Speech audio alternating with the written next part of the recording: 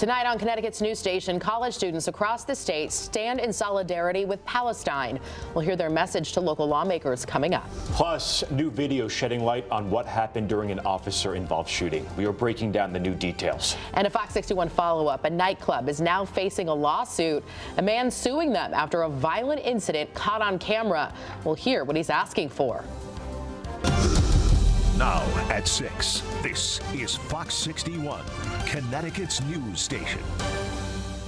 Good evening. Thanks for joining us here on the Fox 61 News at 6. I'm Sarah Sanchez. And I'm Angelo Bavaro. Today marking the final day of a temporary ceasefire between Israel and Hamas. And breaking news here at 6, we're learning a second American, Liat Benin, was released today. Now, Benin is a dual citizen. We've also learned he has ties to Connecticut. His family lives in Waterford. Earlier today, Senate Majority Leader Chuck Schumer, the highest-ranking Jewish American in U.S. government, took to the Senate floor in an impassioned plea for Congress and Americans, warning about the recent rise of anti-Semitism and calling for anti-Semites are taking advantage of the pro-Palestinian movement to espouse hatred and bigotry towards Jewish people.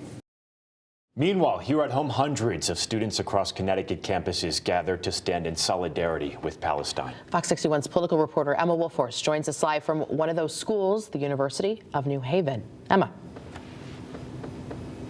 Sarah, Angelo, the students here tell me it was important for them to gather together at the same time with those at different schools and universities across the state, calling this a beautiful and powerful demonstration. A moment of silence Wednesday afternoon for the people of Palestine, as students from 7 Connecticut colleges and universities gathered to show solidarity and support. And we're all doing the same thing, even if we're doing it differently. At the end of the day, we're calling for the same thing. The main goal for these students, an immediate ceasefire in the ongoing war between Israel and Hamas.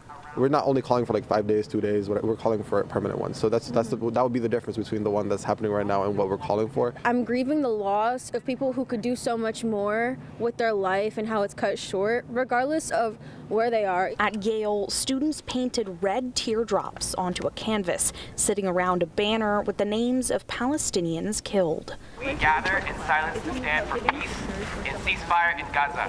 Students at the University of New Haven held signs and gave speeches. It's not a Muslim issue. It's not a Palestinian issue. It is a human issue. We are human at the end of the day. I don't want to fight anyone. I don't want this to seem as if I'm antagonizing someone of a certain ethnic background. We just want this to end. And they hope those in Palestine feel their support. Although the people of Palestine can't see all the action that's happening because their internet's cut off and because they're basically cut off from the world, that they feel the ummah, the community, be stronger and grow every day. I still feel like in spite of all of this, things can get better, and they will get better. You just have to believe. And these students are calling on elected officials to push for this change. Earlier this week, Connecticut Senator Chris Murphy expressed interest in possibly putting conditions on aid to Israel, something these students tell me they're in support of and want other lawmakers to endorse as well. Reporting live at the University of New Haven, Emma Wolforst, Fox 61, Connecticut's news station. Thank you, Emma. And right now, a vigil is underway at Trinity College in Hartford for a student injured in a shooting in Vermont. Yeah, that student part of a group of Palestinian students who were shot while visiting the state over the weekend. Fox 61's Jake Garcia joining us live from the college with more on tonight's vigil. Jake. Well, Angelo and Sarah, students and staff are gathering here at Trinity College here in Hartford to show support for a fellow student who was hurt in a shooting in Vermont over the weekend.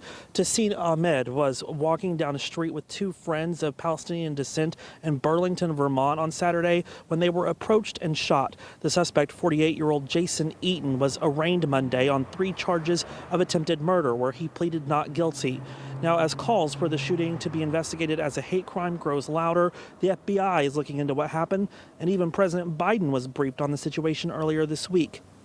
Now, Trinity College says Tassine is in good spirits while he is recovering. Tonight's vigil was planned prior to the shooting for all those who were killed in the Israel-Hamas war, and say that the vigil will now take on a new meeting to support Tassine while he recovers, as well as his friends and family. Now, we were not allowed on campus for tonight's vigil, but people that are in attendance say that during the vigil, some students walked out in protest, saying that school administrators are not doing enough or the right thing, and that the people who stayed for the rest of the vigil are apparently Jewish.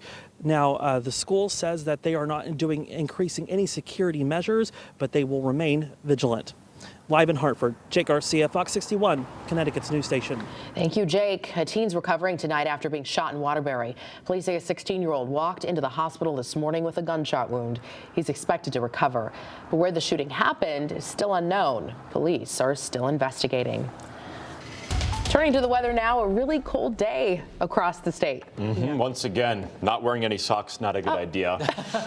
Let's get over to meteorologist Ryan Bretton. Yeah, it's Angela, it's almost December. I mean, come on. I get the look is in, but yeah, you probably need some socks here the next couple of days, even though we're going to be warming up, it's just the 40s that's coming tomorrow. Radar is clear out there tonight, and there is plenty of dry weather back to the west. We don't have to worry about these snow showers in upstate New York. Right now, though, it's only 34 degrees in Hartford, 26 in Torrington, 38 degrees in New Haven. And over the next 12 hours, it is a chilly night, not much wind with a mostly clear sky. We'll be down in the 20s first thing tomorrow morning. Low temperature in Hartford, 24, 28 in New Haven, and 22 degrees tonight in Torrington. For tomorrow, plenty of sunshine from start to finish. Only problem this time of the year is there isn't much daylight, so enjoy it while the sun is up. We'll get into the mid and maybe even upper 40s tomorrow afternoon, then it remains dry into tomorrow evening. System developing over the middle of the country will pretty quickly approach for Friday. Friday morning will be dry, but the day will end with some showers. We'll talk about how long these last and a look at the weekend too, coming up in just a few minutes. Quinnipiac University investigating after another swastika was found on campus. University officials saying that was found scratched into a smart locker on the York Hill campus in a message sent to the campus community. Officials say hate speech and symbols that evoke violence defy everything we stand for at Quinnipiac and have no place here. The former president of the Police Benevolent Association in Milford is accused of stealing funds from the nonprofit over several years. The police department began investigating after reports claimed Peter Parks was stealing a large amount of association funds. He resigned from the department in June. The police chief recommended his termination. A criminal investigation determined he took more than $184,000. Parks was arrested yesterday. He was released on $50,000 bond and is due back in court next month.